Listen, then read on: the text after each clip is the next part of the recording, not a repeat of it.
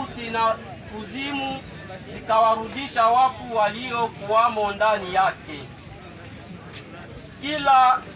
Kila mmoja akahukumiwa kadiri ya kazi zake.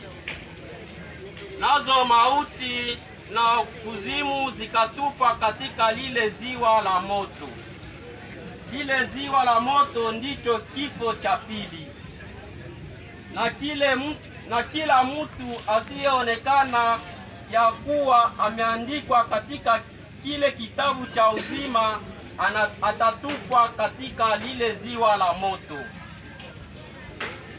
Nami nikaona mbingu mpya na dunia mpya, maana mbingu za kwanza na dunia ya kwanza zilikuwa zimepita, wala hakuna bahari tena. Ndilo neno la Bwana. Asante kwa Mungu.